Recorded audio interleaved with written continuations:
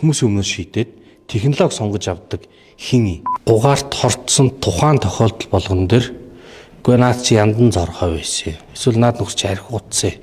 Эсвэл одоо 100% байсан. Авгүй төршнө гэд ингээд эцэс төгсөлгүй маргаж болно. Би байшингаа бүрэн дулаан байшин барина уу? Хагас дулаан барина уу? Дараа нь цахилгаан газар авна. Би өөрөө шийдэл та. Төр энд янгуудаа энэ хэсгийг би газар шийднэ. Энэ хэсгээр хоолоо барина. Энийг л болмоор байна. Тэр гүшнэ засгийн газрыг огцрох уугүй юу гэдэг асуудал гарын суугаад эхэлчихлээ. Энэ дээр таны хувьд зүгээр ер нь ямар зарчмын хувьд ямар байр суурьтай байгаа вэ? Нөгөө хамтарсан засгийн газар байгуулад уг нь бол нэгэн дангаараа илүү олон хүмүүртлөө стандарт бус шийдэл хийсэн. Стандарт бус шийдэл хийж байгаа нь зөв буруу гэж зөндөө болсон шүү дээ. За одоо ямар ч байсан тэгээ зөв юм ингээд том юм хийх гэж байгаа учраас гэж олонхоо шийдвэр гаргаад ингээд явцсан болохоор дөнгөж нэг хагас жил гарan гарчингуудаа буцчихаар одоо дараагийн үр дагавар нь ямар байх вэ гэдэг юм санаа зовоогоод байна. Нөгөө талаасаа бодохоор ерөнхий сайдын хувьд бол яг хуу 4 жил ерөнхий сайд хийцэн, 2 жил засгийн газрын хэрэглэх газрын дарга хийцэн, шийдвэр гаргах төвшөнд бол 6 жил ажиллажлаа шүү дээ. Одоо нөгөө тэгэхээр болдог бол ингээд хэрэгцээ шаардлага байгаа чинь ингээд суглаа тавьчихварах. Гэтэл тэр дотор нь хамтарсан засаг гээд манай хүн намынхан ч байж идэг, харьцал намынхан ч байж идэг. Нөгөө Европын холимог тогтолцоотой хамтарсан засагтай тогтолцоог үүсгэнэ гээд чадан ядаа явж байгаа болохоор нурж унчих гэдэг юм санагдаад байна. Тэгээд яг үннийг хэлэхэд юм л байна. Дэнсэлж байна. Өчигдөр бас салбарын сайд мэдээлэл хийлээ.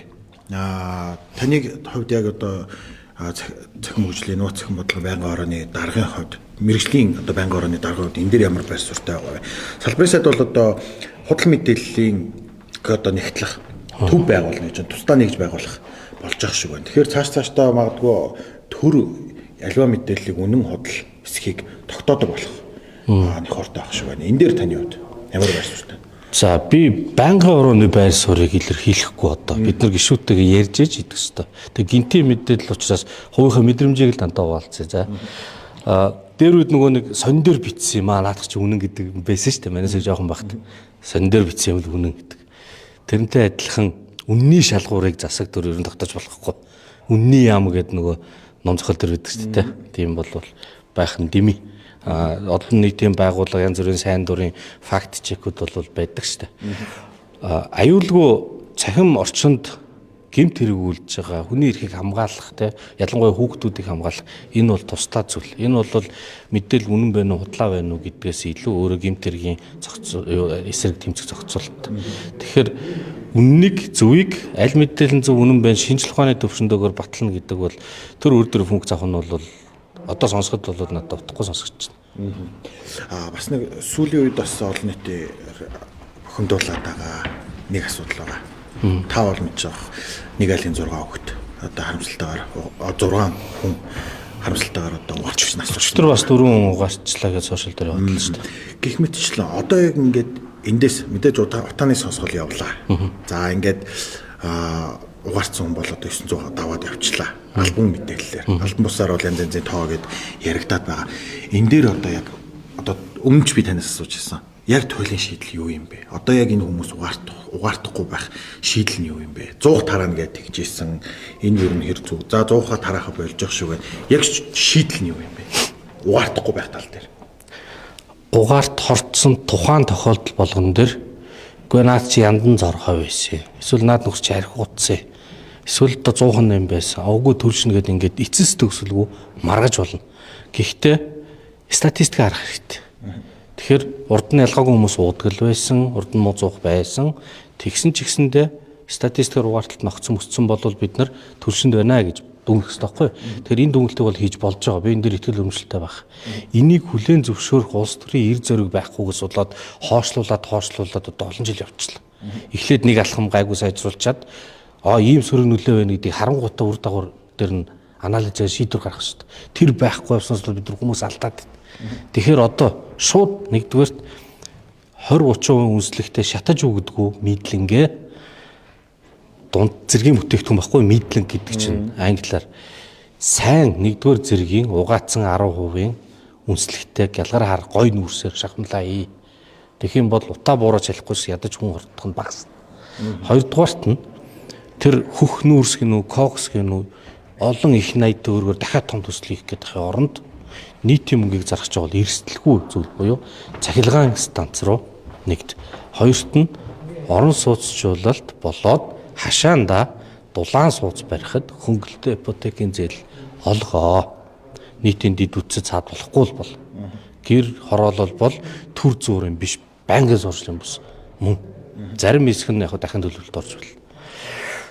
Гуравдугаарт яндангуй бүс гэдэг юм зарлана гэсэн. За тэрийг однороо албажуулах хэрэгтэй. Нүүрсгүй бүс үгүй. Нүүрс одоо тэрэн дээр л гол нь зөрөө гараад байгаа.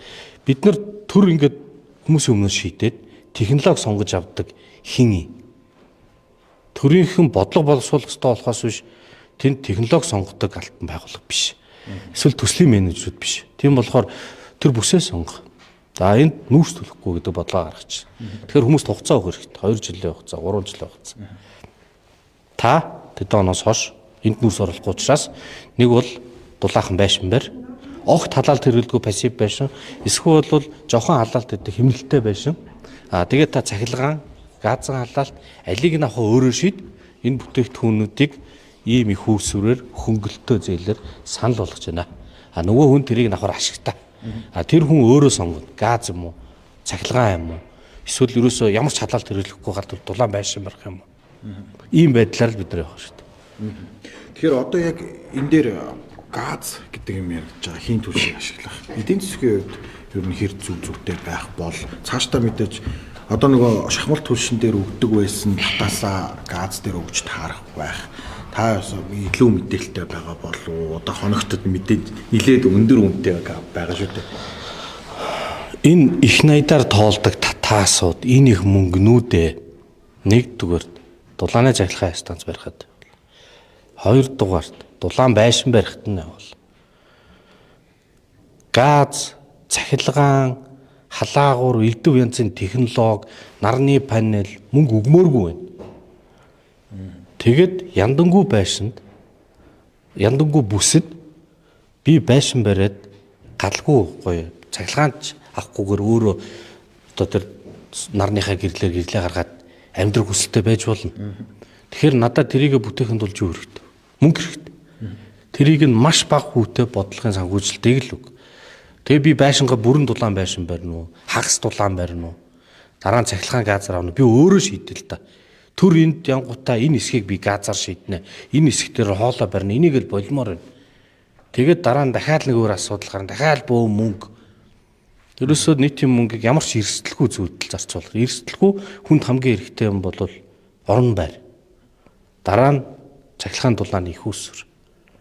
Тэгээд дээрээс нь сонголтыг нь өөрт нь өгч. Гацгүй та яндан нүүрс төлөхгүй. Та мод бас төлөх хувилбар байж болно. За баярлалаа.